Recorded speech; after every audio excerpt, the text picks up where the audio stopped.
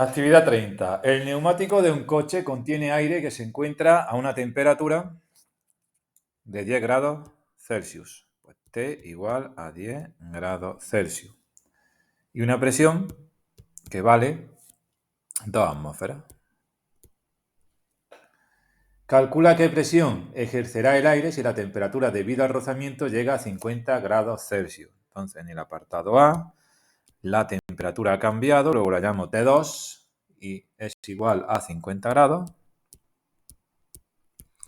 Y la temperatura que me daban inicialmente la voy a llamar 1, igual que la presión 1. ¿Vale? Y me piden la presión que ejercerá el aire debido a que con el rozamiento la temperatura se ha incrementado de 10 a 50 grados. Esa presión nueva la llamo P2. ¿De acuerdo? Es lo que quiero calcular. Bien, en estos problemas la temperatura hay que pasarla a Kelvin siempre sumando 273, por lo tanto, esto da 373 Kelvin, sin el símbolo del grado, recordarlo. Y 50 grados Celsius, si le sumo 273, pues esto da 323 Kelvin. ¿Lo he hecho bien? Me he equivocado en que el primero no es 373. Le he sumado 100 a 273. 10 más 273 es 283 Kelvin. ¿Qué pasa si se me olvida hacer el cambio de unidades a Kelvin en estos problemas de leyes de los gases? Pues que no me va a salir el problema. Bien, la temperatura cambia, la presión cambia y en un neumático ¿se mantiene constante algo? Pues sí, se mantiene constante el volumen. El volumen permanece constante. ¿Por qué? Porque en realidad varía muy ligeramente, pero sí podemos considerar que permanece constante. Está hecho de un material elástico, pero bastante, digamos, que no es fácil de cambiar su tamaño cuando está inflado. Además tiene por dentro una estructura de alambre que le da rigidez, etcétera. Entonces, en los problemas de neumáticos consideramos que el volumen permanece constante.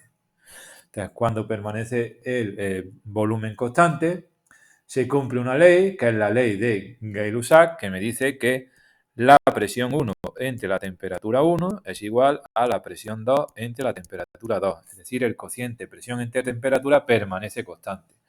Como yo lo que quiero averiguar es la presión 2, ¿cómo despejo la presión 2? Pues la temperatura 2 que está aquí dividiendo la paso aquí multiplicando. Y entonces me quedará que la presión 2 es igual a P1 por T2 entre T1. No nos liemos al hacer el despeje. Pues ya es cuestión simplemente de donde pone P1, pongo 2 atmósferas. Donde pone T2 multiplicando aquí arriba, pongo 323 Kelvin. Y donde abajo aparece T1 dividiendo, pondré 283 Kelvin. Y repito, tiene que estar en Kelvin porque si lo pone en grados Celsius, error. Calculas P2 y ya tendrías el apartado A resuelto. Apartado B consiste en enunciar la ley de Gay-Lussac. Cuando permanece constante para una determinada cantidad de gas y permanece constante el volumen, el cociente presión entre temperatura es constante o algo así. Lo miráis en el libro y o en el resumen y algo así. Por último, el apartado C de este problema dice que, o nos preguntan que por qué se aconseja medir la presión de los neumáticos a temperatura ambiente y no después de un largo trayecto. Bien, la respuesta tiene que ver con lo que hemos calculado en el apartado A. Fijaros que a raíz de aumentar la temperatura de 10 grados Celsius a 50 grados Celsius, la presión inicial era 2 atmósferas y la final que calculéis viene como solución en el libro, es 2,3, aumenta la presión. Entonces, durante un trayecto en coche, el rozamiento hace que aumente la temperatura y por lo tanto la presión en el interior del neumático. Entonces, pues la conclusión de este apartado C, o lo que hay que responder es que si hacemos el inflado a temperatura ambiente, cuando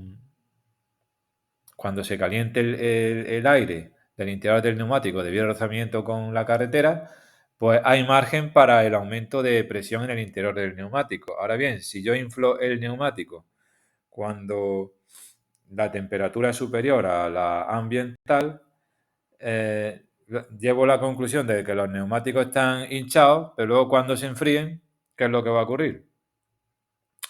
Al bajar la temperatura bajará la presión y la presión no va a ser la adecuada. Por ahí va la respuesta. Del apartado C, repito, ¿vale? Donde no hay que hacer cálculos, sino explicar y razonar lo que ocurre. Es como si, en cierto modo, se parezca, si inflamos el neumático cuando está no a temperatura ambiente, sino que hemos hecho un largo trayecto, si lo inflamos, nos va a marcar el manómetro del inflador que la presión es la adecuada, pero luego cuando se enfríe va a bajar. Y eso se traduce en que parece que se ha desinflado un poco.